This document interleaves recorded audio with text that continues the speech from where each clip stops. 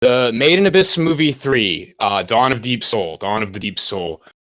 Just this week, we're recording this on September 20th, has had a live online screening event to make up for the fact that the US screenings, which were planned, got COVIDed, and we had to COVID-19 self-quarantine, and we can't go see them. So that's pretty cool. The movie released in theaters in Japan in January, so there's been a bootleg rip that some guy just recorded in the theater, and that got subbed, but nobody wants to watch that. We've been waiting. The Blu-ray release is next week, and then we find out that on September 18th, they released this live screening event. You can watch it legally. For $20, you get access to it for 24 hours in the highest definition that money can buy. That's what I did because I'm an ethical anime industry supporting man of God. I watch it for free. Oof. I don't know about that. Here on the Crash Content Podcast, we have watched this movie and we're about to talk about it, summarize it, tell you what's up. So we have three of us, myself, Alex, Martin, MP73. Give me a soundbite. All right, we got Swagmaster 54. That's me. And War Magic, Cristiano. Hello there. So Cristiano is our resident manga reader who is caught up on the entire released canon of Made in Abyss thus far, so he can provide insights. We will be spoiling the hell out of the movie and the show. We will not be spoiling anything past, chapter 37 of the manga that this movie covers, something like that? Yeah. So, I think we can, to get started with this, I guess we can just go through the story beats and kind of mention anything, pause on anything interesting worth going through. Or even before that. Fucking spoilers. We are going to spoil everything in the movie. If that scares you, then watch the fucking movie first. Literally, the spoiler guide, and the show is amazing. You need to watch this. There's 2 recap movies of the 13-episode anime, and then this third one. Don't watch the recap movie. Just watch the fucking show. It's only 13 episodes. You coward. True. So, I guess before jumping into the main story beats, does anyone have anything they want to say about their general impression of this? I think this show is sick, and this movie did not disappoint me at all. It was incredible. Yeah, basically same. I absolutely love all the characters. Everything about this movie was very dense. All the characters have a lot of depth. You know, they all have their aspirations, and everything is just fit so tightly together. It was very rapid. That's my general impressions. I love the edginess of this fucking movie.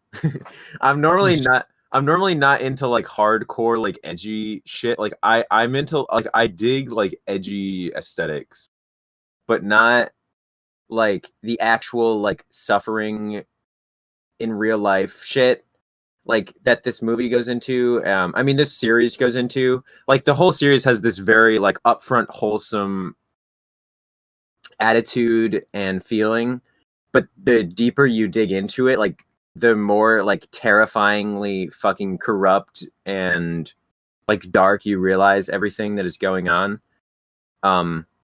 It's fucked up and it's fucking cool.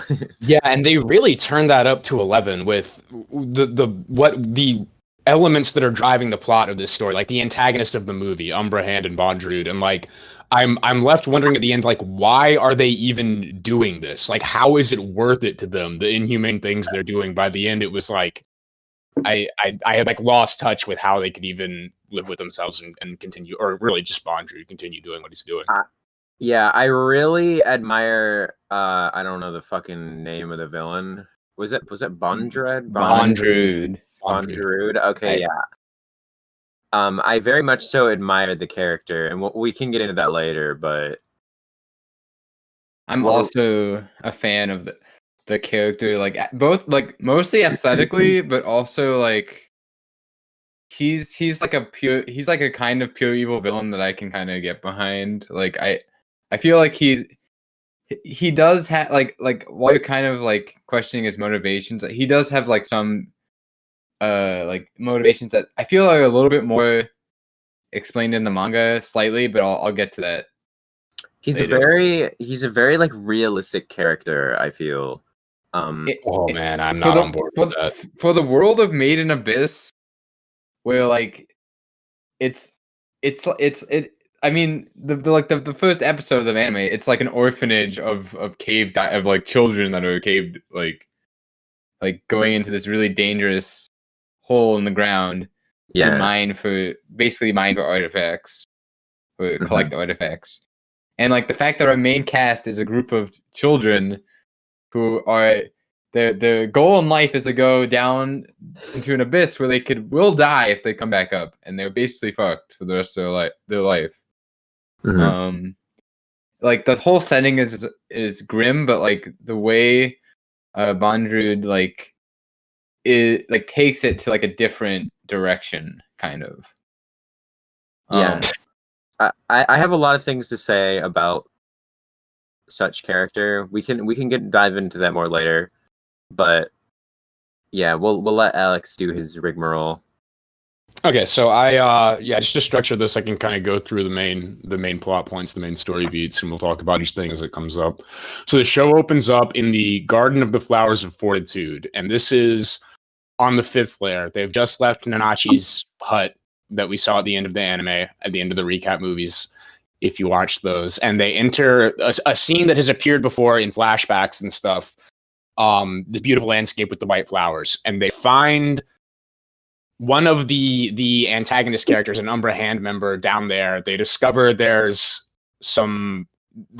delvers lying on the ground, cave divers lying there, like apparently dead, but not actually dead. They're in this like half dead state where their corpses are still at the level of reflexes alive. And these insects have come up from the 6th layer, infested this place. They kill living creatures. The adults lay larvae in their head or inside their corpses, and then the adults feed themselves to the half-dead living creatures that are incubating their brood so that they stay, quote-unquote, alive to incubate the larvae. So that's what's going on in the Garden of the Flowers of Fortitude. The guy from Umbra Hand there, who they clearly recognize as they're discovering this, is like with the bad guys. You know, they know he's with Bondrewed from Nanachi's memories, but and this is one of the eerie things about this whole show, the bad guys are like weirdly warm to them, accommodating, non-confrontational for the most part. And so they like approach him with caution, or Reg does, thinks he's about to fight him or whatever. And the guy just like hands him the Blaze Reap, hands him that weapon from before, and like explains the situation to him, and then basically nukes the Garden of the Flowers of Fortitude with fire to kill off these bugs. They get the gist at that point that Nanachi has been under surveillance by them, because like he was clearly expecting them, I guess, or knew what they were up to.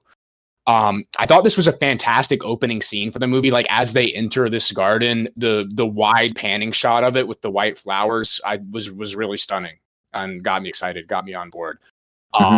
And then we see the bugs that kill people without killing them, and then feed themselves to you to keep you alive so you can incubate your young. And we're like, oh yeah, the Abyss. That's right. That's what this movie is. Another deadly force that invades your orifices. I think that's a little popular with the manga guy, because like the kind of orification, bleeding from every orifice, bugs that enter through. It's whatever, you know. This scene, in addition to being really beautiful, is also it kind of is a good place to start for like setting up Bondrewed's kind of morality. It's a little bit rushed in the anime, but I mean in the manga they explain that like when they like burn this whole field of flowers, and like there's another like while they're burning it, there's like some other cave raiding group that went in to set up like flammable gel or something throughout the field, and like Bondrewed does not like wait for them. He just like so like he's like burning people alive like off screen implicitly, because these flowers, these creatures are invasive species. Like they will fuck up the entire layer if they're not killed, because like in the 6th layer it's explained in the manga at least a little bit that the 6th layer is like more constrained and these bugs can't spread as well.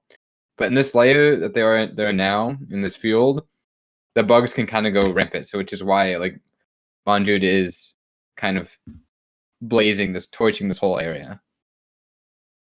Yeah, the bugs are Amaranthine Deceptor, or if I'm not sure if I'm saying that right, so Deceptors. I don't They're know. gonna come up later. So Deceptor is the name for these things. Let me see if I've got this straight. What you said, because I don't think they depicted this explicitly in the movie. You're saying that there are like alive, healthy people, cave delvers, cave divers, who had been laying the flammable gas, and he just burns them alive because like it's time. It's kind of throwaway line, but like he's like, because like the guy's like waiting for something. Like when Reg initially goes up, He mentions a signal that the bugs give that they're about to come or whatever. Yeah, there's like one line that's missing. I went back in the movie and checked where like they explain that there was a cave, a group of people, a group of like black whistles or whatever, were setting up the flammable stuff. And so like one of the reasons Reg is like distressed about the burning is because like, oh shit, you're gonna kill all these cave raiders that are there right now. But it's a little bit rushed. I mean, it doesn't really matter too much. I don't know. That's really interesting. I think they just straight up cut that from the movie, apparently intentionally. It is in the movie. Like Reg says the line where it's like, "Shit, you're gonna kill the cave raiders," but they also don't have the line that says there is cave raiders. But when Reg said that, I thought he was talking about the half alive corpses. Like he had hope that they could be saved. Oh, but no, those guys are fucking. Those guys are fucked. Yeah, they're clearly pretty fucked. Yeah. So anyway, yeah, good point that that's a window into Bondrewd's morality or lack thereof early on. I have to say, definitely good opening just for the themes of the show. It's like you have the contrast of, oh, cool, big open space, and then, oh, also it's like really sinister. Like it's just very simple. Oh, yeah, reminding you what the show is about, though. I mean, I think that was already said, but I have to say it was like very concise. Oh, yeah, Made in Abyss. That's what it's about. Like these big, beautiful, pleasant sceneries. But it's actually really scary once you like know the details. Yeah, it's about impressive views, like wild like creatures, and like really shady morality. Yeah. It really that made me think of one more thing before we move on from this point. That like a lot of the dark aspects of this show come from just nature and how the cave creatures and the conditions in the cave, which are nature, are indifferent and will kill you. But Bondrewed and the way he and his people are acting have a similar sort of indifference. Like they seem to have no morality or conscience whatsoever. They are simply acting in accordance with a motivation, almost like, these bugs are. So yeah, disturbing parallel there. Oof. Yeah. So they go from there. They set out, they run away from the burning forest and set out to the Ido Front, which is the lair of Umbra Hand, Bondrewed, the bad guys, which is the lowest point to which you can go and still return while remaining human. It contains the last dive, which is a portal to the 6th lair, and of course the curse from ascending upwards from the 6th lair is that loss of humanity, and then deeper than the 6th lair, it's death. So that's why it's yeah. 6 layers is you become a Mitty like weird creature. You become a mutilated flesh pile. So, and that's their plan. They're going to go to the Ido Front. They're going to go to the last dive portal and go down to the 6th lair. But the Ido Front is Umbra Hands, headquarters. It's where the bad guys are at. And I had a couple questions about this place. A couple things that weren't clear to me. One, why do they approach so nonchalantly? Like Nanachi, Reg, and Riko are just kind of like, yep, we're going in here. We're going to go up to the door and walk in, and it's going to be fine. When they know they're walking into Bondrewed's hands. Did anyone else think that was kind of weird? They know that. They know he's there. So like that. Yeah, Nanachi used to work there, so they definitely knew. There's supposed to be like more. There's supposed to be like other white whistles there. Like as far as like the team knew. Like in addition to Bondrewed, there's supposed to be like 2 other white whistles stationed there, I think. But they're not there. They had taken their final dive. Probably got COVID. Yeah, probably got COVID. Some of that cave COVID. Okay, so they were basically expecting Bondrewed to be there, but like not necessarily in control of things. I think so. I mean, I think Nanachi, they also kind of have to go there because that's the only way to get down. Is the like. Well, and Nanachi has interacted with and worked with him before, so I don't know. I mean, isn't that basically the only thing in the lair? Well, isn't the only thing? Like the Ido Front, like that's like the only significant like area within the 5th layer, right? I mean, it didn't seem like there was much else. There's like ice and sand deserts or whatever they call them. There's the sand. I mean, the flowers are on the 5th layer. Well, I guess Nanachi didn't necessarily have that much to worry about because Bondrewed, like, they're basically saying, hey, we want to go through your portal and probably die in the 6th and 7th layer. So maybe he would just be fine with that, and they do not really have a choice. So I guess it's not that strange. Nanachi seems pretty confident in their ability to deal with Bondrewed, which is And while like Bondrewed is like an evil character morality wise, he's still technically on the same team as our main. Like they're all cave raiders. They all have like the same goal. They all wish to seek like the mysteries of the abyss. Like Bondrewed like trafficked and abused children, but those children weren't cave raiders. Yeah, well, I guess the main concern they should have had was that Umbra Hand would be interested in Reg as an artifact, which is what ended up happening. But I guess it's not that weird that they would have expected to go through there and go through Last Dive. So that kind of makes sense. The other question I had about this place is, why does it spin? Did I miss something obvious? It doesn't. I don't think there's an explanation as far as because spinning is cool. Yeah. Blades and shit. Man. In the manga, I don't think it's implied it spins in the manga. I don't know. I posted what it looks like in the manga. Nice. Just for a visual comparison of. They mentioned something about approaching it. How like there's only one point you can approach it without a boat or something, and maybe the spinning had like was some security like changing the way people enter. I don't know. Not really. Not too important, I guess. Anyway, it spins. They say it slowly rotates. Let it rip. It's a Beyblade, you know. So they show up there, and Prushka, who is little Moe Lolly girl, sees them coming and like welcomes them. And they're very much on their guard, you know, or Reg and Nanachi are, and Riko is like optimistic as always. But they encounter Bondrewed and the Umbra Hand. Prushka very quickly like shows them in and introduces them. And again, he is like strangely warm and accommodating in spite of all of the context that they're all aware of. Prushka, the little girl who calls him Papa, Bondrewed's daughter, seems to be, you know, very happy and under no suspicion that her father is doing anything wrong or horrible or etc. She's swept the room. She's prepared for the guests. She lets them in, and they basically just they agree to stay the night. They go to their room, and they realize Riko is passed out because she's tired from exploring. Reg and Nanachi have a conversation where they realize from markings on Reg's helmet, which are fading, that he has limited uses of his incinerator. The markings and how faded they are like indicate his strength or his fuel, essentially. About that.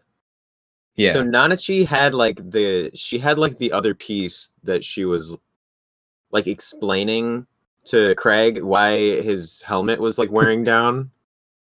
But she didn't like I assumed that was like something she could like take out the original piece and then swap the one she had in. She had a different artifact. She had an artifact that is unrelated to Reg that also had an indicator. Okay. Apparently all artifacts like share that have like limited charges kind of share this charge indicator. Okay, I see. Was what she was deducing. I see. Yeah, so she was familiar with it because she'd seen it fade on her artifacts. And they estimate that he has like 3 uses of his incinerator left. But anyway, they go to sleep. Nanachi wakes up feeling restless, goes for a walk around. Real quick. Before we move on, I just want to like the initial like meeting Bondrewed. Like, I just want to say, CG. He's in CG in this movie. Well, not entirely. Not entirely, but like a lot of the time. Some of the cool scenes, like the action scenes later on, were not CG, right? You get to see some cool stuff with them. They kind of mix it. Like it'll like be like traditionally animated, and then Bondrewed and stuff he interacted with is like in CG. I didn't really notice that. I noticed like a couple things, like when Prushka like closed the door in the room, like the wheel of the door like was definitely CG. I noticed like obvious stuff like that, but I can see it like being a blend with the traditional animation stuff. Yeah, I really like how like Bondrewed looks in the manga. He's like always like he's like shadowy. There's like some lines like coming off. Like he's always has like this aura of like sinister, like a sinister aura, and like you just don't get that in the CG. The CG looked good. Okay, now decent. Looking at this screenshot, I can see what you're saying. I can see what you mean. And this stays consistent like throughout his appearances. Also, one of the things I wanted to mention specifically, the one screenshot that Alex just sent, that is the singular screenshot. I was like that is like the singular screenshot I also took. But anyway, because what I wanted to say about that is the whole group, like the Umbra Hand, right? They're called. That whole group, like their designs are so like in sync with one another. And that becomes very evident, like later on, like that piece adds up. Like it's something. It's just like their designs, like the way that they have like all the different shapes, and there's so many different like compositions that they do within the movie. Like several shots where like the whole gang is together, and no matter like which way you piece them, their designs just work so well with one another. They really are like a perfect like synthesis of like one being, but as a group. I don't know. I got the sense from looking at them that like they had all had some accident that mutilated their eyes in different ways, which affects the way their masks work. That's not like canon. That's just a thought that their designs made me have. But yeah, wild. Well, like because it makes so much sense. Like, because I noticed that early on. I mean, this group has been shown before, but like that aspect is really cool. And I think it's almost definitely like deliberate that they synchronize so well, because of what we'll find out later on in the movie. But yeah, true. It was perhaps a little bit of visual foreshadowing there. True. Yeah. Something like I didn't like. I was really surprised by the twist in the movie and in the manga, but in the movie, like just like hearing like the voices of all the like the hands and stuff, like they just sound like really kind of inhuman or like not all there. And like I didn't really pick up on that when I initially read the manga. I was like, oh, they're just people. I don't know. But yeah, they like it's repeat really one obvious. word all in sync. It's like I want to inspect it, and shit. Yeah, it's fucking. The voice acting helped a lot with the way they behave. Yeah. Ooh, spooky. So, okay, going up the stairs, right? Well, not quite. So there's that. That's where we're about to get to. We have a couple important things to hit on the way. So Nanachi, they are asleep in the guest room. Which incidentally, why did they stay the night instead of just going through the portal? Was that explained?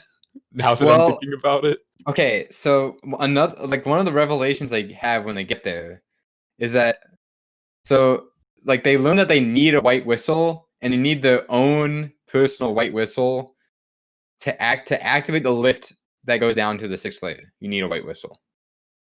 Yeah, that's right. That's right. So they don't have that. They can't go through at the moment. That's right. Because white whistles have like the power to activate artifacts, and the lift that goes down to the 6th layer like wasn't made by cave raiders. It was just there, and you need like that whistle to act, like the resonance to activate it. And so they're like, "Oh shit, we don't And have they're a just whistle." there without the ability to go forwards to stay the night. That makes sense. And Bondrewed is like, "Don't you know you need to like get a whistle." He doesn't tell you how to make a whistle yet, which he'll. Don't you know? Don't you know? That phrase actually kind of sums up the way he talks. Like, he wouldn't say that, but he's like so fucking casual and down to earth with him. Like, dude, we know you're a murderer. Okay. Yeah. Far more than a murderer. He's a spooky murderer. So they're in the guest room. They're asleep. It's nighttime. Nanachi wakes up. Nanachi is restless. Nanachi goes for a walk around the Ido Front in the middle of the night because Nanachi's cool with that. Encounters Bondrewed, and they're like, they're catching up like it's old times again or whatever. They're having a conversation, I guess, attempting to understand each other. Riko wakes up alone in the room. So we saw Nanachi leave. We don't know what happened to Reg. Riko wakes up alone in the room. Kind of spooked that she's alone. Starts exploring. Dude. Notices all the doors are locked, like from the inside, so she can't open any doors to get or go anywhere. Dude, when she fucking looked up the stairway, or well, just leave when she left the room in general, I was like, dude, You like, idiot. Like, this lolly is but a fucking pop. They really let their guard down. Fucking dumbasses. Fucking children, am I right? I don't know. Okay. Yeah.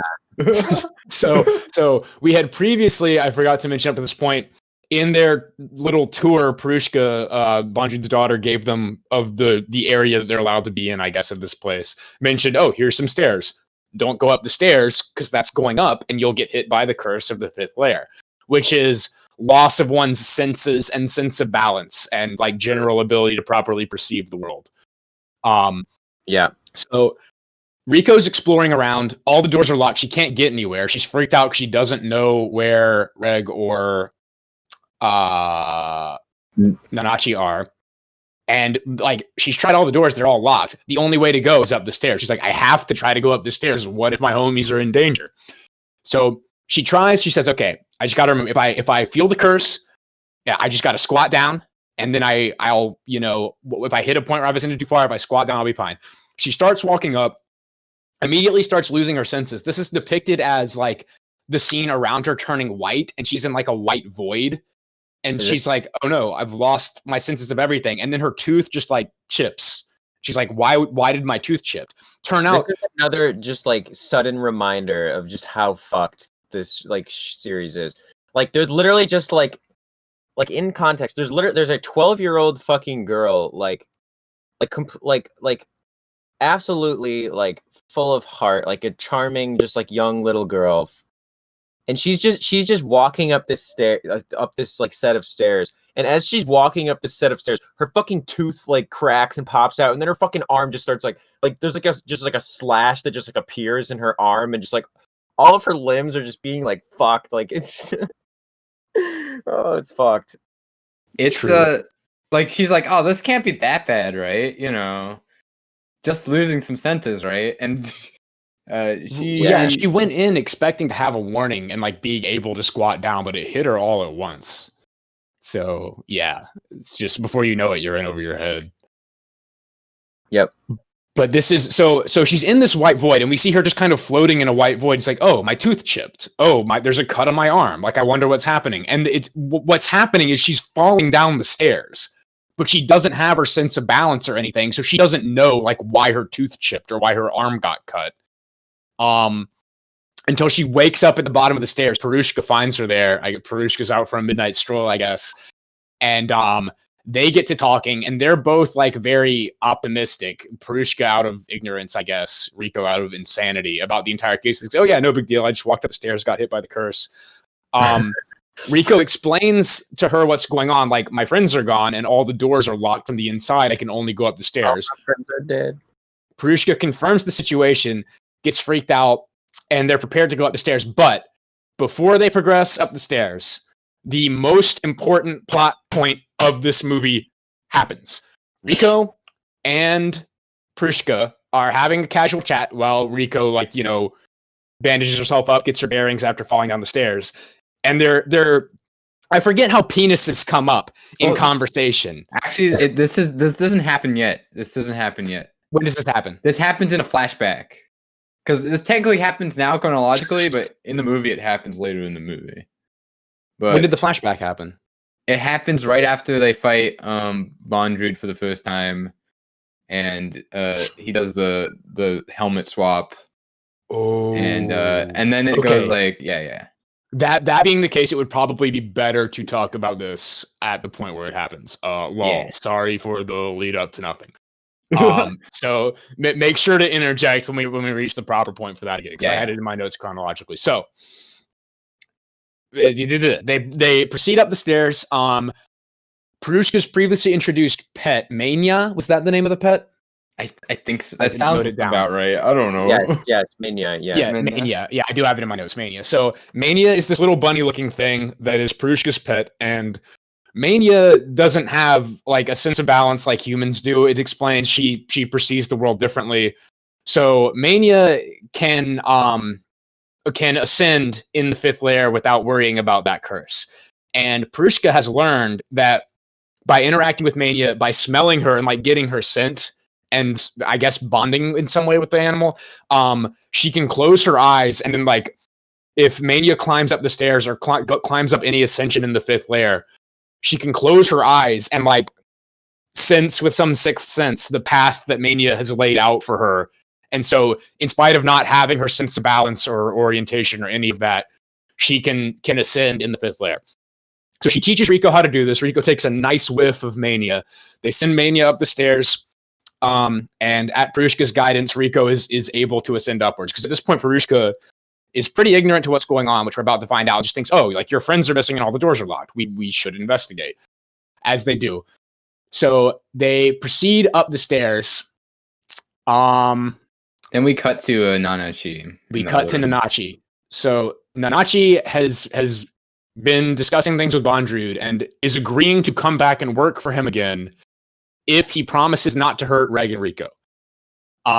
Oops, too late, says Bondrewed, because Reg is currently at the top of the stairs being poked and prodded and forced to piss into a tube and having his arm cut off by the Umbra Hands, because to them, he's just a very valuable artifact that they want to, experiment with and investigate and understand.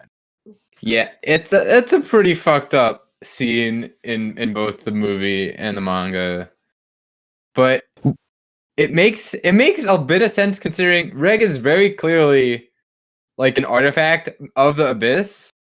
So, like, at least in that standard, maybe you could view him as not a human and thus not subject to morality.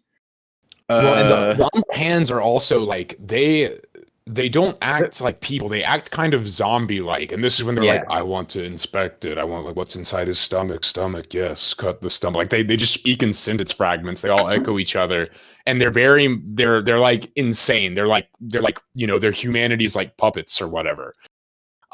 So the fact that they're able to do this fits in very well with the way that they're depicted.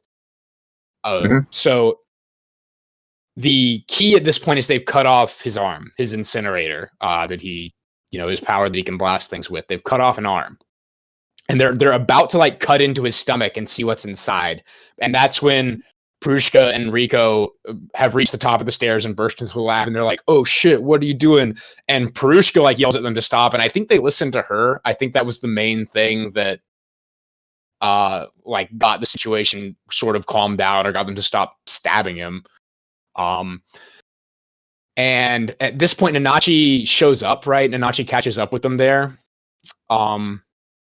They basically get Reg. They like grab him and run, and Prushka sees them out and hooks them up with a boat, and they get out of there. As they're leaving, Bondrewed says to Prushka, You're about to be an adult now. You should see things with your own eyes for yourself." Which is going to matter because she does see something for herself here in a moment. So they have now escaped the Ido Front. Well, yeah, that too. So they're outside the Ido Front. They're back in the what's it called, the sandstone sea of corpses or whatever the nature in the fifth layer is. Reg like regains consciousness from his quote unquote surgeries, amputations that were happening. And they form a plan because they smell something. They notice that they're surrounded by Stingerheads, the beast that resides in this region of the fifth layer, which are like human-sized arachnids with 7 tails that like just, you know, rip people to shreds and kill them and eat them, I guess. Yeah. So they spring a trap. Bondrewed shows up. He says, "Oh no, it's okay. See, I didn't realize Reg was so important to you. I'll help you fix him." And then Riko is up on top of a cliff, attacks it with the blaze reap, right? The pickaxe makes an explosion go off. And Reg ascends with his arm with Nanachi out of there. And the explosion like woke up the Stingerhead arachnid monsters, and they just start killing all the Umbra Hands. Because Bondrewed has the Sparagmus, which is his powerful weapon artifact, he's easily able to fend off these arachnids, and it's no problem for him. But it mutilates all the other Umbra Hands. To the degree that I checked in reviews, I saw manga readers were happy that they did not cut out the gore from this scene, and it was well animated and gory in exactly the way it needed to be, depicting the Stingerheads ripping people to shreds. Yeah, they kind of they do kind of like a panning shot of like they circle around the group and they're like getting fucked up by the monster, the Stingerheads. I will say this is another point where I'm saying it. I'm gonna say it like one more time, but the CG does not do like the manga justice. And like look, I like put in the original panels of this scene and like the style. So to be clear, you're talking about not the animation of the Stingerheads, but the depiction of Bondrewed and Umbra Hand, right? Yeah, pretty. I'm specifically talking about that. Yeah, because like he looks fine CG. He just doesn't. I can see that they don't look evil. He doesn't look like cool. I don't know. It's really the contrast between him and everything else in the panel that's doing a lot of work. It's like the one dude's like cape is like blown in the wind. Like their whole like their poses and everything are like far more interesting and expressive in the manga shot there. Yeah, but like that's literally my only gripe with the movie. Pretty much, it's CG Bondrewed, but. Anyway, so it's worth pointing out again that Nanachi, that they escaped his attack by ascending, right, by going upwards, and they're able to do this because Nanachi can see the curse of the abyss, see places where it is weak or not present, and she also remarks after the ascension that she is used to the curse of the fifth layer, so she's no stranger to it, and Reg is immune to it. So presumably she helped Riko like climb up to where she set off the explosions, and was able to withstand ascending through the path that Reg took. Bondrewed fights his way out of there because again, Spragmus, the Stingerheads are no problem for him. And they start attacking him. It's revealed that they've known they were under surveillance. They deduced that he can probably see through Nanachi's eyes. He has some like visual surveillance, or able to see what she sees, but not what she hears. Yeah. So they made a plan to attack him. But they didn't, like, when they were talking about it, they didn't put the weapons they were going to use in Nanachi's field of vision at all. So he doesn't know what to expect. That's why, like, Reg attacks him at first, and he blocks it. But when Reg's arm is close to him, he lets go, and a bomb falls out of his hand, and he gets hit by the bomb, which, you know, doesn't kill him, but it stuns him a little bit because he didn't expect there to be a bomb. Meanwhile, while he's stunned, Riko shoots him with an arrow that has some of the invasive insect creatures from the beginning, the what were they called, defector something, the deceptor larvae. So she injects him with deceptor larvae. He didn't see that coming because again, genius plan. Reg knocks him into the water, where he falls deep enough that he passes from the fifth layer into the sixth layer, like just touches into the sixth layer. Reg jumps in the water after him, grabs him, ascends rapidly out of there. He gets hit by the curse of the sixth layer, which is loss of humanity. You know, his skin starts exploding and shit. Basically, all the stuff that he had been doing to orphans his whole life. Yeah, you got some bad acne going on. Fucking so, and then they crush him with a boulder, and they're like, "All right, we got him. He's mutilated. He's real bad, and he's crushed with a boulder. He's and this whole time he's dead, like dude. Shirabaku or whatever. He's like Subarashi, Subarashi, yes, you're Yeah, so yeah. smart. He says Subarashi that. a fuckload. He's like, wow, Yeah. it's wonderful that my Yeah. worthy opponents were able to do this to me. And they're like, Yeah, okay, he is just ecstatic that he has a challenge in front of him that can bring him to death, but he's so calm, or at least seemingly. he's like very like stoic, Yeah, which is Yeah, eerie. well, because he's just like pure nihilist. That's like, and he also I don't think he's afraid of anything. He's like completely apathetic, completely nihilistic. Like, but he's also not afraid because he knows that like of what's about to happen, and he's actually excited about what's about to happen because he fucking so there's like that guardian dude that was like watching Prushka, and he was like, Prushka, you stay with the tall man or whatever, and then this fucking dude, so the fucking guy dies, and then this fucking dude, this like big ass like guardian dude, he like picks up the helmet and then he puts it on, and then all of a sudden the body that was this guardian transforms into a fucking like furry dragon motherfucker, and then all of a sudden it's like what's the word? The Shira Bashu or whatever. Subarashi. Subaru like the car, and then she. He's not a furry yet. He just has He's this, like a tail thing. Subarashi. He just Furry has, like, mode comes later. furry mode Okay, later. well, whatever. But yeah. Two important things are revealed at this point. One, Prushka was watching the whole time, which is a big problem for them because the events that were depicted, as far as she saw them, her loving father, who is just the life of her life, approached the group and approached Riko, Reg, and Nanachi and said, I didn't understand that Reg was so important to you. We wouldn't have experimented with him. I can fix him. And then they start attacking him and brutally murder him with her watching. Yeah. So he clearly is like trying to brainwash her to some extent. No surprise, really. Also, it's the fact that he can just change bodies like that. He has this Voldemort Horcrux shit going on where he can't die if he's killed. Because he has like his helmet is like some whatever the fuck. It's like some soul relic that like allows him to just transfer between bodies. What was that called again? There was like a name for it. I forgot though. Zoaholic. Zoaholic. Zoaholic. Well, that's like the plant. That's like the thing that like keeps it alive. The right? thing that That's enables it, which is basically like a room-sized artifact. Yeah, but I don't know if the there's another helmet artifact. itself also has a name. Well, the helmet itself is like the laser beam. He says his attack name later when he fires a beam from the helmet. Is that Sparagmus or is that something else? Sparagmus is like that's how he fought off that's like his weapon artifact. Anyway, yeah, that was like the Yeah. coolest fucking scene in the movie for me. I was literally like in the chat, in the recording chat, when I said, "What the fuck?" That was that moment. It was a really fucked up reveal because it reveals how powerful he is to not die when he's killed and what he's doing psychologically to Prushka. Yeah, he's like this There's a lot whole of shit thing was going on. planned out. Obviously, it's really a good way to 40 set him up. chest, dude.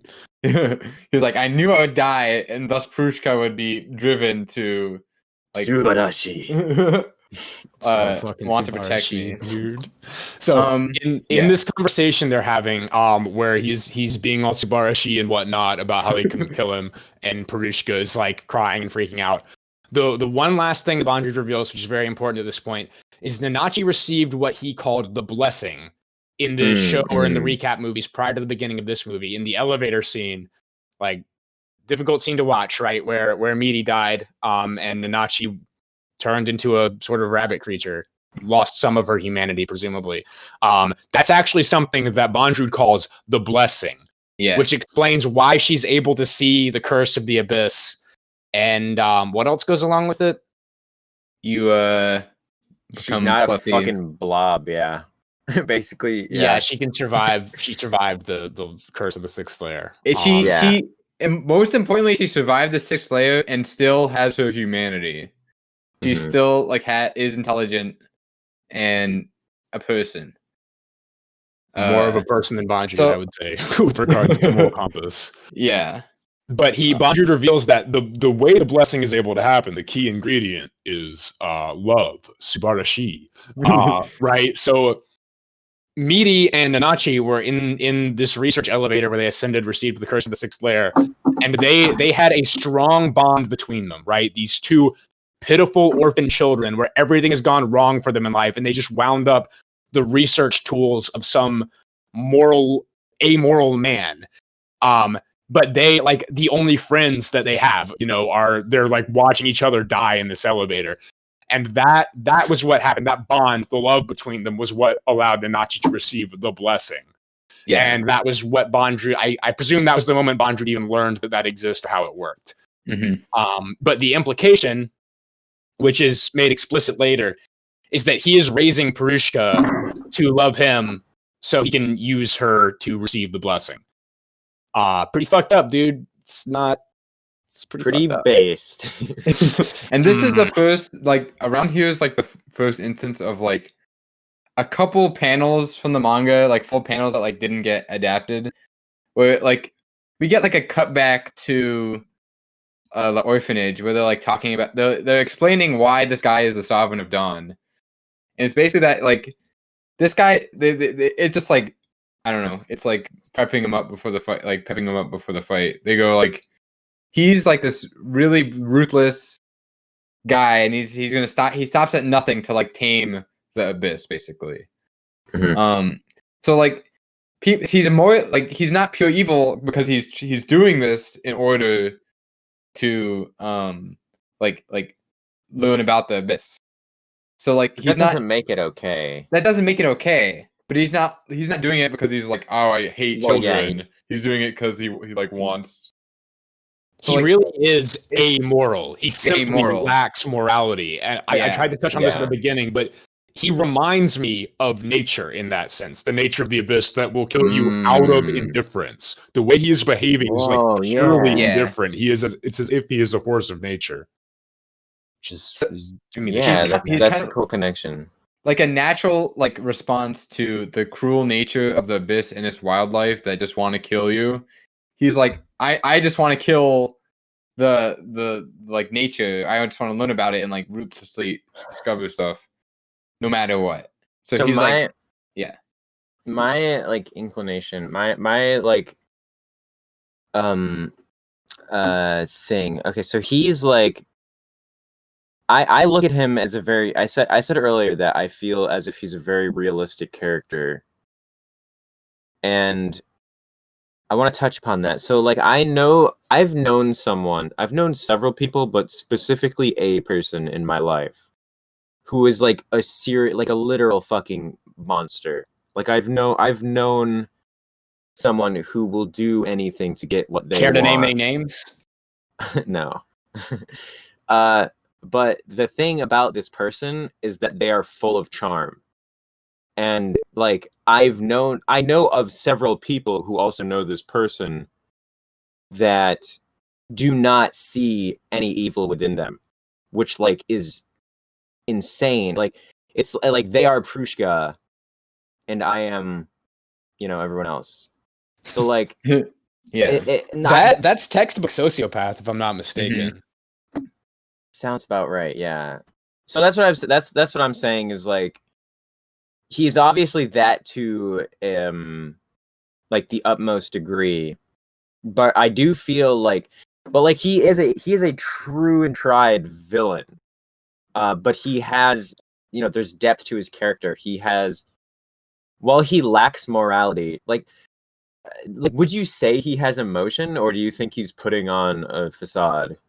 He's definitely a little bit insane. They mentioned that Zoaholic makes you insane.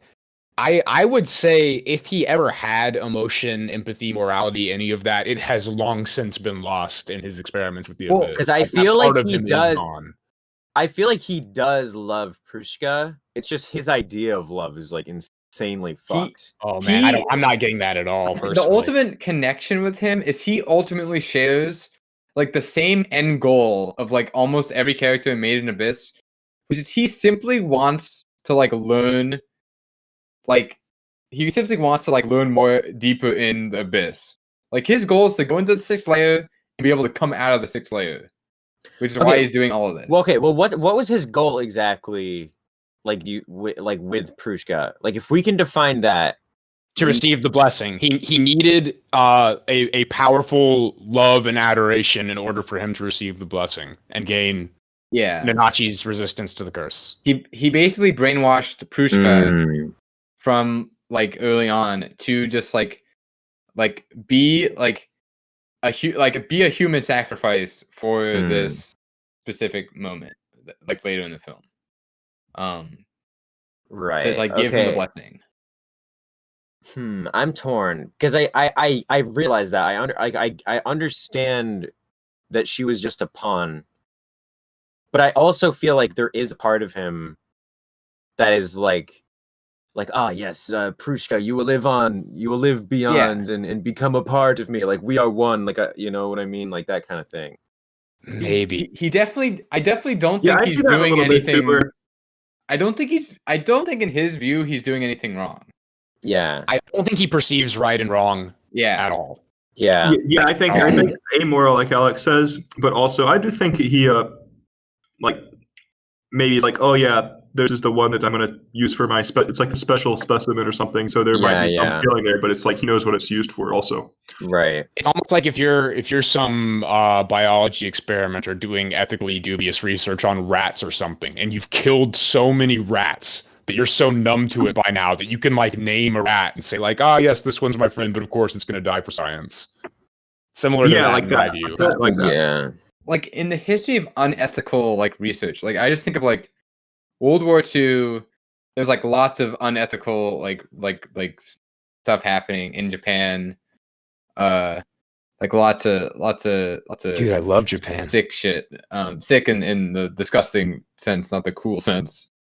But like it's interesting to like compare like those motivations were simply just like to become better ending human life, while like Bondrewd's motivations are to like basically like improve humanity by like discovering more about the abyss. Is it improving humanity though? Because here's the sense I get from this, right? Like I get the sense that all of these people that go to the abyss, what appears to be the main or what the way it's perceived in the mainstream, the motivation for doing this is there's exploration, there's science, there's just curiosity in and of itself. There's also profits to be made by, getting the rare stuff from the abyss and selling it. So I imagine a lot of people come to it out of a sense of excitement, wonder, economic greed, or necessity, like the orphans. But then they get so wrapped up, like they're motivated for their quest to the abyss. They get so wrapped up in it that it becomes like this Gollum Lord of the Rings thing where it's like definitely lose your humanity, lose sight of like any reason why you started or any sense of ethics. I mean, Bondrewed is like as far gone, God, I would hope, as anyone could possibly be. And I don't know if his backstory will be revealed any more than it has in future adaptations from the manga, but I assume at this point, someone who doesn't know anything except what has been depicted in the movies thus far, that he started out as a normal guy and then like got lost in obsession with the abyss. You know as much as I know. You know as much as that kind of spoils it, even you saying that. I mean, like, who cares about this random guy? I mean, there could be extra material that I'm missing, but in like the main manga, they don't talk about this. They dealt with the guy. They're not gonna like go back and expand on him unless he becomes relevant. Okay, so well, sorry for spoiling that. I won't do that again. That doesn't really spoil it. Okay, so yeah, perhaps I was wrong. It's probably not to expand humanity, but it is pure like curiosity. It's not because he wants money or anything. Anyway, it seemed to me like he literally has no motivation at this point. Like he's just continuing on the path that's like overwritten anything else. But that is like the motivation. That is the thing. That's the point. You're just like, we're going down the hole. Yeah, all the way down I think the you hole. said it. You already explained. Like what you said before was like summarize it. Everyone wants to go down to the bottom of the abyss. All the other, like most of the other white whistles, have already gone down to the final dive and gone to the like next layer. Like that's one thing they do cut is there's like a small like explanation that the other white whistles that were stationed there had gone on their final dive. It's like evangelical. It's like evangelical. It's Yeah. like it's like there's nothing. Like what else is there in the world if not for the abyss? If you're a white whistle, if you get to be a white whistle, it's because you're probably a little bit insane and want to reach the bottom of the abyss. Yep. But yeah. So we as far as where we're at in the plot, they've just beaten one of Bondrewd's bodies, learned that he can change bodies. It's revealed what's going on with Prushka psychologically. Is this the point where the flashback happens? Yeah, then it's the flashback, baby. Okay, once again, the most important plot point of this movie. We have a flashback back to the stairs scene, back to earlier in the movie. They haven't left the Ido Front yet. Nanachi is talking with Bondrewd in the middle of the night. Riko woke up to pee, found out that everybody's gone, is looking around, trying to go up the stairs, discover Reg is getting kidnapped. Before they go up the stairs, it's revealed in this flashback that Riko and Prushka were just having a casual little chat at the bottom of the stairs, getting to know each other a little bit before they go up. And for some reason, penises come up, because why would they not? and they talk about something extending or whatever, and Rico's like, about Reg. They're like, holy shit, Reg gets an erection when he's aroused. Oh my god. They're like, oh yeah, see, they're comparing something to Reg. They're like, Rico's like, oh yeah, that's just like what happens to Reg's Ochinchin when he sees Nanachi or touches me or whatever, because she has no idea what the fuck is going on or doesn't care. And Prushka's like, what's a penis? And so she draws it on a piece of paper. She draws a dick, and she's like, normally it looks like this, but sometimes it looks like this. And Prushka says, oh, you mean a pop-up hole. And so this, like, to me, this has implications that pedophilia was involved in his like brainwashing of her and fostering the love that he would use for the blessing. Oh, yeah. Which makes a lot of fucking sense. I hate this to say it, but like I was looking up extra comics, okay? I'm not sure if this is canon. But it is canon. It is canon. They have like an extra thing where it's like, oh yeah, okay, this is like, I can link it in the thing. The canon explanation. Vara de Papa.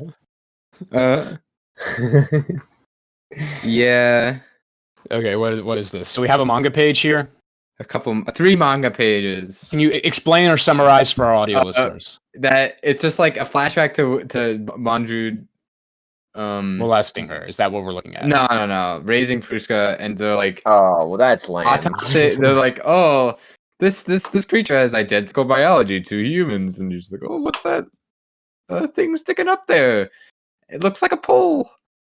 And then Prushka's like, I'll call it the Papagoal, and Bondrewd's like, okay, I guess so. Does that say clench? Did she grab its dick? What the dead body they're inspecting? Oh Jesus! He says, "Please don't bend it." Oh my god, dude! All right, okay. let's. That you can put out on the pedophilia, but that I wouldn't put past this show for pedophilia. I feel like the original implication must have been pedophilia, and this was just added later or something. So was this not like part of the regular manga? I don't know where this was like showed up in. I was like looking for Made in Abyss stuff that I haven't read, and there was like. But this was not just in the manga volume. This is some extra shit. This is like an extra chapter. It might have been at the end of a volume or something. Okay, so this is like some after the fact. Oh yeah, maybe it wasn't molestation. Maybe it was just this. It could be, or it could be. I don't know. I have no clue. I'm not going to claim I know. Okay, so, we've covered the most important part of this movie.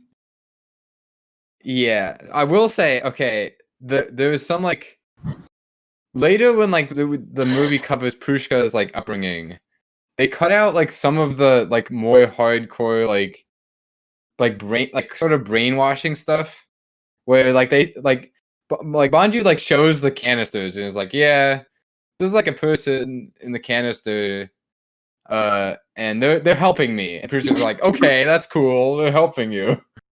That kind of stuff. So like, she's not properly calibrated to understand morality. She is super brainwashed by Bondrewd, and like super believes that like she's just there like to help him, and and helping people means becoming a flesh canister.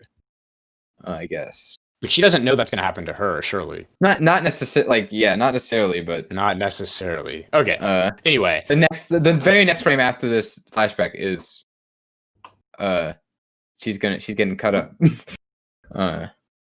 In the movie, right? In the movie, yeah. Okay. So we see, yeah, that's what happens to Prushka. Bondrewd takes her away from the scene of the battle and cuts her up to become a cartridge, which is what he does. He takes orphans, takes people, and like removes all the unnecessary parts of them, so there's just enough living matter there for them to withstand the curse. Then he like wears them in a backpack so he can ascend and offload the curse onto them. But Prushka is different because they have a one-sided bond of love, which will allow him to receive the blessing like Nanachi has and have a more resistance to the curse of the abyss even without these cartridges. Yeah. So that's what happens to Prushka.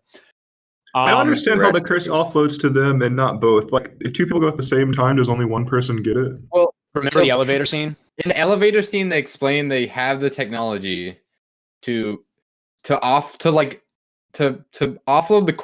the curse on the one like side of a box or something. Like, so it seems within the realm of possibility that they just have two people, if they're right next to each other, you can kind of just push the force field into the other person instead of you. Or something. Okay. So yeah, it's the same technology from the elevator that they've, I guess, perfected. But if love is involved, then you can turn into a furry rabbit monster. You too can be a furry if you have someone sacrifice themselves. Yeah, I'm gonna try that. So yeah, they have this fight with Bondrewed. They learn he can change bodies. They take Prushka back. Bondrewed does and cuts her up to be a cartridge. Meanwhile, our heroes are planning their own return to the Ido Front. They say, okay, we're gonna go back there. We're gonna get back in. We're gonna destroy Zoaholic, which is this like room-sized relic, giant plant-looking thing, or it looks like a butt, as Riko says, that must be somewhere in here, and it's the thing that is enabling Bondrewed to switch bodies every time he's killed. It's like bioentry. So, Reg, the plan is for him to go find the Ido Front's electricity source and just like feast on it, basically, like feed off the electricity, charge himself up. Meanwhile, Nanachi and Riko are going to look for his arm and look for Zoaholic. And was the plan with Reg feasting off the electricity, was it just to power him up or to cause a blackout or both?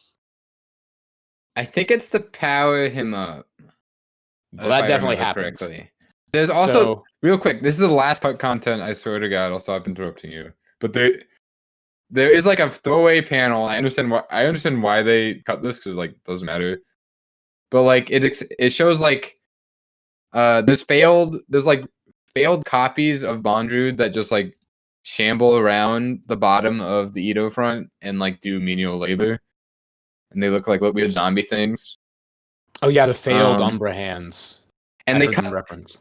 Oh, he's talking about SAO. They cut that because they also cut like some of the brainwashing scenes where Prushka is like helping out.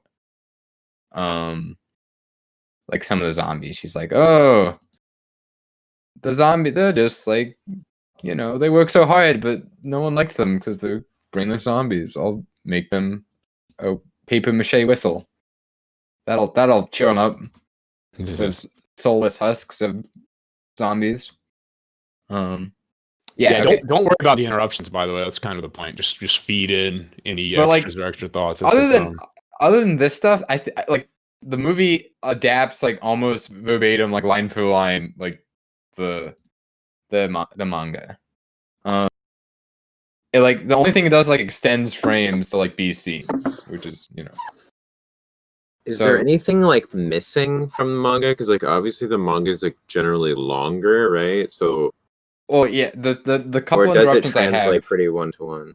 The couple of things I've been posting now and then have been like panels that aren't like fully put into the movie. Like this zombie thing never shows up. They never talk about the other white whistles, and they never do it like there's like a quick flashback to the orphanage. They probably do this because, like, in far the context of the movie, like if you just watch this movie and nothing else, you could still be entertained by it, and you would have no clue what like the orphanage is or like the other white whistle lore. What happened to Ozin? Why does she not want to go down? She's a white whistle, right? She is. I mean, white whistles do stuff. They're just high. They're like the highest ranking. She's just in charge of like that layer. She's sort of facilitating people's descent, right? So she's still Yeah. contributing to the exploration effort. She's just done with her lower layer work. Which is also what Bondrewd's doing at that ritual site at the elevator.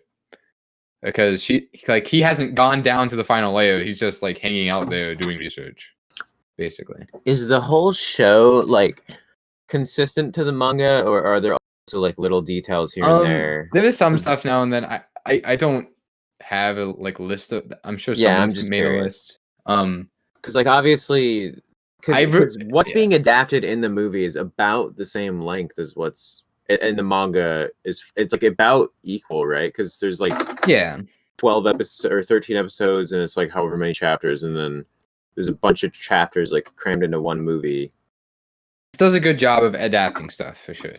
The only thing it might not adapt is like again a couple of minor sequences I pointed out, and like maybe some of the like artistic stylings doesn't they come across differently.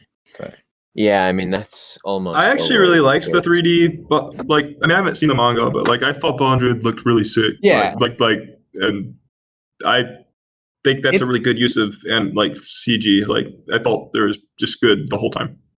In a vacuum, the CG is well done. If I hadn't seen the manga, I probably would have been happy with the movie.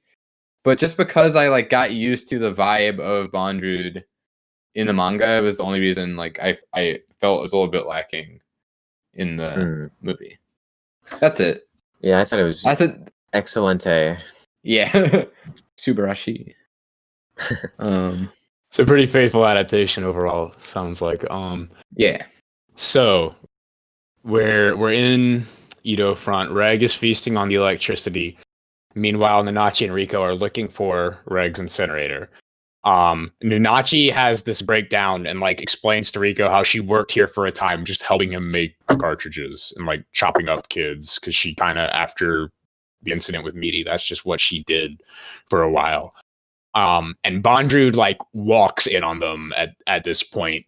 Reveals to them that white whistles are made from human sacrifices, which I don't know if there's any details that I missed there about why that is or how that works, but we do learn that that's the case. I feel like it's implied that you need to have like someone like who like okay, the white whistles are made out of like a human bone basically, kind of. I don't know. It's not clear. I don't know if it clears up. Maybe I missed something. The Abyss in general seems to be able to feed on human bonds, right? That's the blessing. Yeah. That's what's going on with the elevator. That's apparently how white whistles work. So your whistle has to be, and they only work for one person, so there has to be some bond between you and the person who died, presumably. I'm not quite clear on how that works. And the whistles like activate relics and shit. And like so there's like definitely some connections going on between the Abyss and like human emotion and stuff like that. Yeah. And Riko deduces during this conversation that Bondrewed created his own white whistle from his original body. Yeah. So yeah, whoa, his whistle is sick. him. It's pretty metal. I have to say. To be like, I'll just upload my soul. You're in love with yourself. Because you love yourself so much. If you love him, why don't you marry him and make a white whistle? Yeah. Make a white whistle. So, while Riko and Nanachi are sort of cornered by Bondrewed and learning these things about white whistles, haven't really started fighting him yet, but the implication is they're gonna have to get past him somehow. Reg has been feasting on the electricity, and he goes into like apeshit berserk ghost mode, which. If anyone has a picture of that, please drop it. If I'm not mistaken, this was animated without CG, right? So this is like one of the coolest looking things that happened, and it was yeah, that shit was dope. Yeah. Fucking insane. I still don't understand why that happened, but I'm totally okay with it because it was cool as fuck.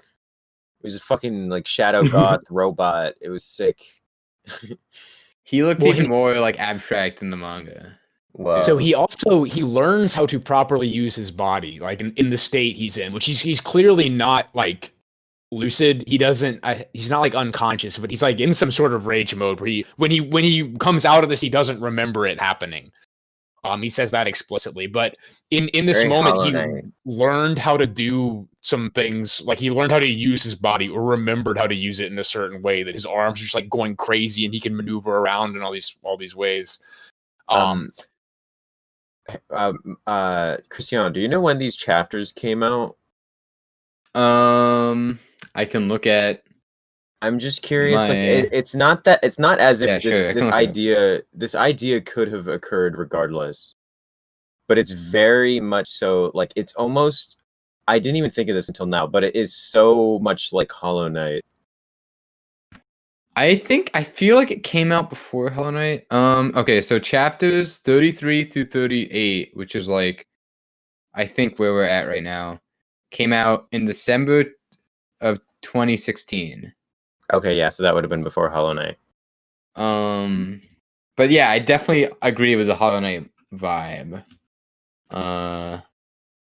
Very similar, like art style, kind of. Well, because like you. Spoilers of Hollow Knight.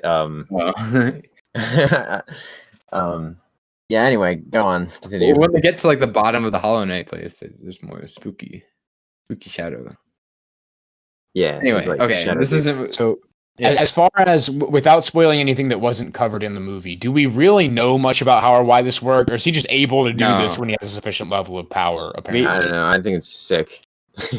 There's no Yeah. real. They just know like, yeah, he got his charges back when he got electricity before in like the beginning of the anime.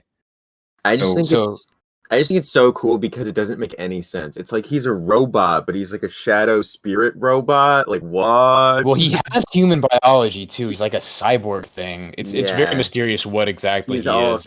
he's all sorts of But- shit. He seems to be like some part robot, some part human, and some part like spirit demon monster in this Yeah. scene. I thought it was just like an overload of like electricity and shit, so he just looks like that. It's just like a stylistic choice. I didn't think it was like a spirit thing, but is it a spirit thing? And I misunderstood.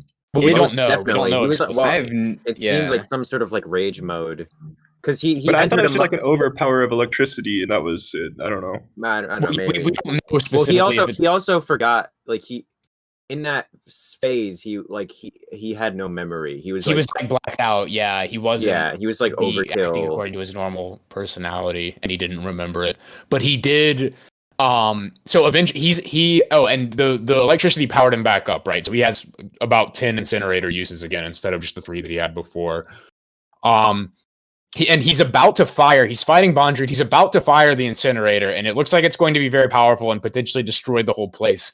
So Nanachi jumps on him, calms him down, and prevents him from doing that. He sort of wakes up, comes to, but he remembers how to maneuver around.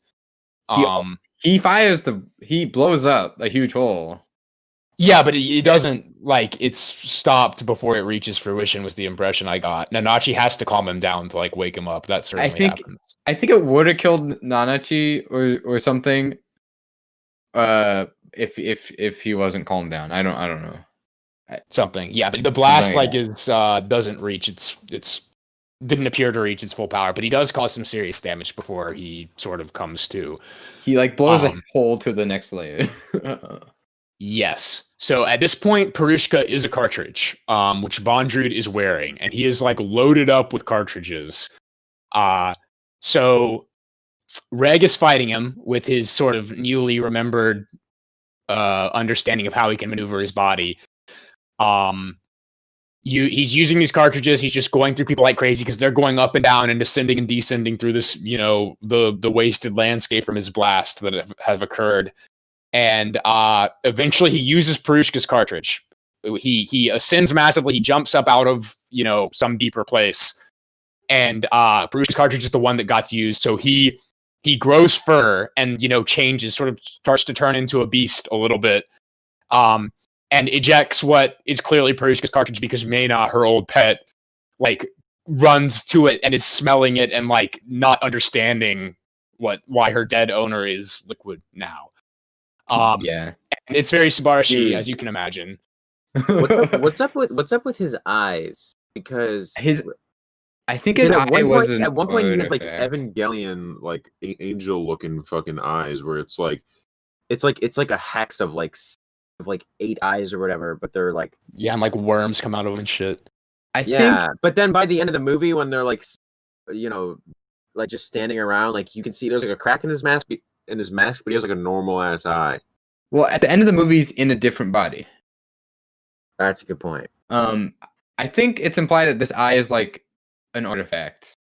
It might be like the thing that lets him see through Nanachi. I don't know. Well, the body that was seeing Nanachi died as well, but well, yeah, who knows? He could have been interacting with Umbra Hand. He can still see through her eyes. We missed the part where he got a boner again to Nanachi in between the fights. Oh yeah. They focus on that a lot. I don't know. It's kind of weird. It's the mangaka explicitly that it was like what her smell that woke him up or her fuzziness. Nanachi very physical woke him up from his rage state. Nanachi canonically smells irresistibly good. Canonically, I bet. And everybody brings it up at all times, and it's a little weird.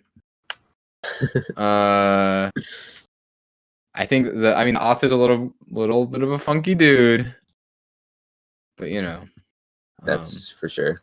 That's just Japan, I guess. I don't know. So it's called. I don't know if I'd go that far. That's pretty broad strokes. Oh, yeah, it's the whole country. Guy. It's all of them, literally. Yeah.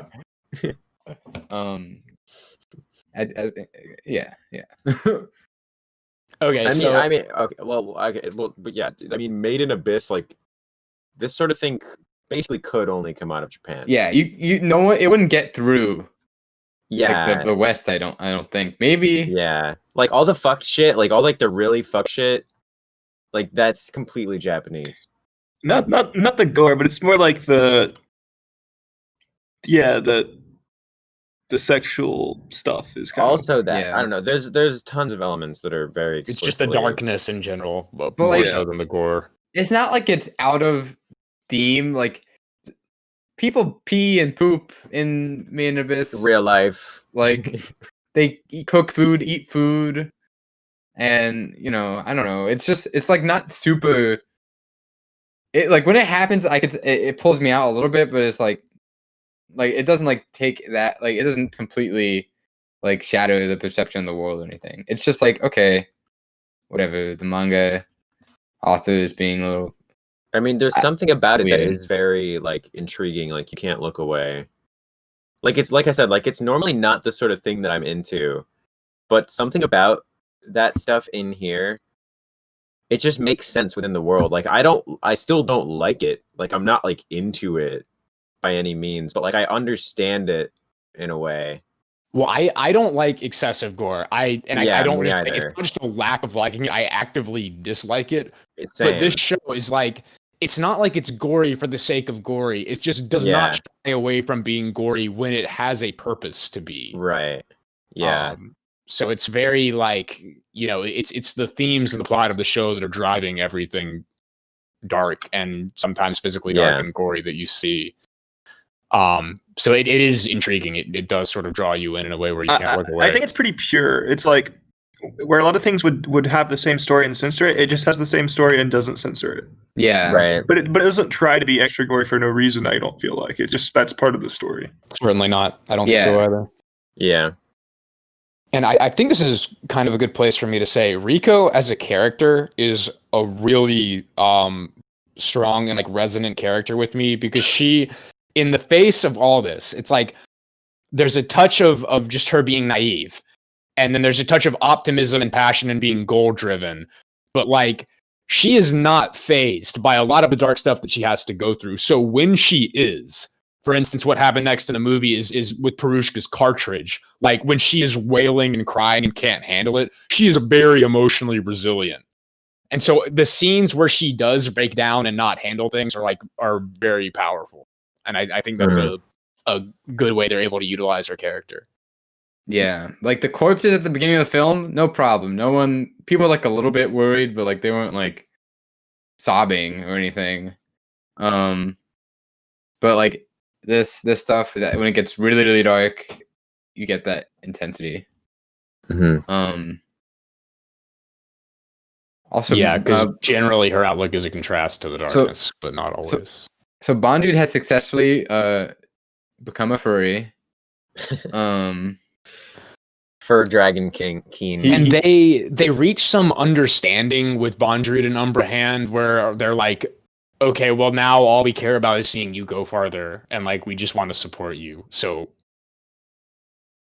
which it kind of I'm realizing now it's not clear to me why they were fighting. Because did Bondrewed ever attack them, or did they just feel like they had to beat him? Like, what caused the fight to break out? Just Reg showing up? I think the goal was to like cripple his operation, because like Nanachi does not like this guy for obvious reasons, and they also like killed Prushka, right? And they like Prushka. I don't know. Yeah, there's compelling more reasons just to kill him as an evil person. He's just an evil fucked guy that they want to kill. Yeah, furry color, like the color of the, like having Nanachi like fur is like a little funky in the movie. It's kind of weird. Wait, Martin? Did you watch like a cam recorded one or? That's what I didn't watch this one. I just happened. It's the only torrent I have that I can easily screenshot, so that's what I'm using to screenshot. Okay. So yeah, that we're on like the final plot points here. That they Bondrewed and Umbra Hand, they quote unquote defeat them, like they win that battle, but he still has bodies and he's still alive. But they basically say like, you guys are powerful enough that we have hope for you to explore the cave deeper, which is the only thing we care about. So we just want you to go farther, and we don't want to fight you. So they're going to let them pass. The movie ends with them going through Last Dive, the portal to the sixth layer. But before that, out of the cartridge containing the remnants of Prushka's body comes Riko's white whistle. So it's implied or perhaps explicitly stated, I don't recall, that in order for that to happen, it must have been Prushka's will in some sense. But from her mutilated remains, a white whistle comes out of the briefcase that her body was in, and it's Riko's white whistle that they can use to pass through Last Dive and get to the sixth layer. It's so fucked up that like canonically they're alive in the cartridges because it doesn't work when they're dead. So like just like the again the monster, like the creature comparison to the creatures at the beginning of the movie, keeping their prey alive by like feeding themselves to them. Like again, like they just keep like these corpse like flesh piles alive. It's really fucked up. This movie does that a lot, where it kind of makes you question like, where does life begin and end, as opposed to where does humanity begin and end? Because you have the curse of the abyss is loss of humanity. You have the creatures like Mitty that are these sort of alive flesh mounds that can move around and act. You have the cartridges. There's a lot in this that plays with that line between life and death as opposed to humanity and inhumanity. Oof. Yeah. And so that's on the movie, right? I mean, that wraps up the plot points. Yeah. Anything anyone else wants to say generally or bring up? We've reached the end of the chronological description. I have to say, it's just a very scary outcome, is to be a living mass of just flesh, and you're just alive. You can't do anything. You're just, the fact that they're constantly alive, like, and you're just stuck as a mound of flesh is just spooky. Well, are they though? Because it's implied that Mitty is like not. I don't know. It's hard to understand. Mitty can't like, so in the anime, like Mitty, like back when they're like interacting with Mitty, like Nanachi's convinced that Mitty like doesn't like has no humanity at all. Has reflexes. It's just a reflex of living blob. But she seems to think that Mitty's, even though Mitty can't like understand or express anything through the blob that she's become, her soul is still somehow imprisoned in this thing. Like perhaps and they need to kill it to like free her soul if there is anything beyond death, which they don't know. Riko like Riku, I can't remember names. Riko is the main girl. Riko, yeah. Okay. She like went because she was kind of like passed out because she like lost to arm or had her arm thrown off. And like after they kill Mitty, like she wakes up and goes like, I had this dream where like I was basically like talking to Mitty. So it's like kind of implied that she still had a soul or something. Something was going on. So it seems to be that Mitty is almost like locked in a coma, that like even though her quote unquote body is still moving around and doing reflexive things, it's not her consciousness or her soul question mark that's driving it. Like kind of trapped in there. Compared to like Dark Souls, because like the curse of the 6th layer is losing your humanity. And just like the hollow in Dark Souls, like you're still alive, you're immortal. But you have no sanity and you have no like intelligent thought. That kind of thing. Yeah. Hello? Hello. Oh, okay. Everyone True. just stop talking. I mean, so perhaps it was Dark Souls inspired, perhaps it wasn't. Who knows? So we have kind of just to cap off with looking at where the series is. We adapted up to chapter 37-ish of the manga, which 38. 38, of which there are currently 55, but they're still going. Manga ain't over. Yeah. So they have enough out now to maybe do another movie, but the manga is being published pretty slowly, to my understanding. So we might just be waiting for more of this for like a long time, whether or not you're caught up with the manga. Yeah, from where they're at in the manga, I think they can make another movie soon. Like I think they're about to wrap up their arc in like the next volume or so. But the show probably won't exist for a long time. Yeah, right? They have material out, I would estimate, to make another movie, but then if and when they do that, they will just be waiting on manga volumes. So this could be going on for years. Yeah, I mean, it's who knows how long this series will even go on for, because there could be more to tell after like the 6th or 7th layer or whatever, like the end of the abyss. That could be the end, or maybe there's more story to tell. Because if that is the end, I mean, this layer was one movie, so that like it could wrap up like relatively quickly. Well, it's like what happens when they even reach the bottom? You know, if they make it into the 7th layer, they could. And again, most of us are not caught up on the manga, so we're not spoiling that. But they could find Liza down there, and then it could become like a quest to get her back up. Or it could be any number of mysterious things that they have to deal with to get down there, or to deal with once they do. We don't even know. I bet a lot of death and humanity challenging themes will be involved. That's my prediction. That's part of the appeal of Made in Abyss, is that there is like that like who knows what's gonna happen like past this point. Yeah. And even like I mean, but all of the main characters are completely unscathed. Basically, yeah.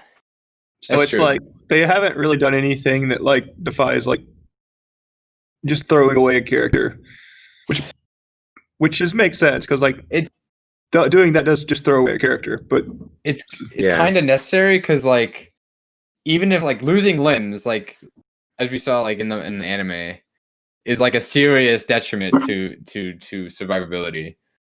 So like there's still tension in like any kind of injury like that, because like sustaining a long-term injury is gonna like basically ensure your death later on. So, but I mean, yeah, in the end, like Reg's got a power up basically, and no one else got seriously hurt. So yeah, no one died from this stuff, but again, and like the only potential for new characters is meeting someone in the next layer. Like no one's gonna show up from like, I mean, I guess someone could show up, but you know, limited possibility. They could meet other white whistles.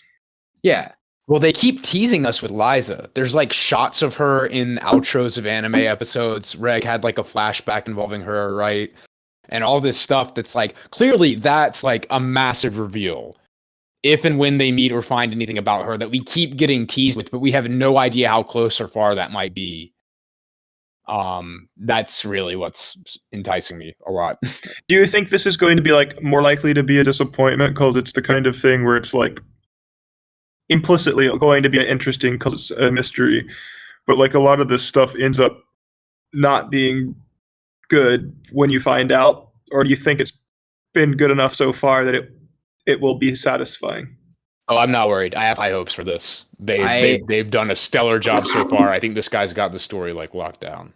I have been satisfied with every arc, and like there's like this is a world that's like gone from like a pretty basic premise of there's a hole in the ground, what's on the bottom of the hole, and like this is so much like put into this universe. It's great. It's like endless mystery and endless creatures. Like you can be really captivated by the creatures in the abyss. You can be captivated by like the people living around it, the culture that surrounds it, or you can be captivated by the very mystery of it. I actually was a little annoyed at this movie, like overdid the flashbacks to Prushka. I'm like, yeah, I get it. It's going to be like sad cry porn, but you're doing this for like maybe 10 minutes or some ridiculous amount of time. It's like, I get it. It's like sad and they had a relationship, but Yeah. it was towards the end of the movie where they do like a really long flashback, and it's like this is literally just done to make it like try to feel sad, and that just feels really manufactured when I have to sit through like it's 10 minutes of it. It's not just to make you feel sad though. It's giving context for what's going on and how these people are operating. Yeah, you gotta like feel something for Prushka before she dies, so that it's emotional. Well, not even just that, but for understanding like the ethos of Umbra Hand, I think it served a narrative purpose. Maybe it was a bit overdone. It was too much. It was too long. In the manga, I'll grant you that. I didn't have a problem with it, but I can understand what you're saying. I can see in the manga, it's a couple of panels, and it's just like it's just it's a movie of like what? Only like a couple chapters of a manga. So like they're gonna have to stretch some stuff out. I don't know. I didn't think it was too bad when I was watching the movie. Yeah. So it was like 7 to 8 minutes. I just looked like it was like really long flashback. Like this is. Yeah. It is her whole life story, but yeah, it could have been shorter. I think that's a fair criticism. It worked for me. I thought it was fun. All right. Any closing thoughts? Movie good, Being the Abyss good. Anime bad. Anime sucks. Anime has been saved again. No. Yet another good piece of media. No, anime sucks. Anime. Yeah. Okay. And that is the end. You have reached layer die. You will die now after of the Crash Content podcast. If you rewind the video, you'll die of the next layer. You're dead already. Goodbye. We're all dying. Dead people. See you next time. You are dying inherently by living right now. You are dying but you with every breath you take, you are one step closer to death. we leave you on that thought. All right, goodbye. Have fun. Fuck, how do I crack? Uh-oh. We're just podcasting forever now. So is it a semicolon? Well, it probably doesn't work because I. Do you need a white whistle to activate Craig? I forgot you were the one that ran it. I thought I pulled it off. Yeah. Wait, who's gonna get sacked?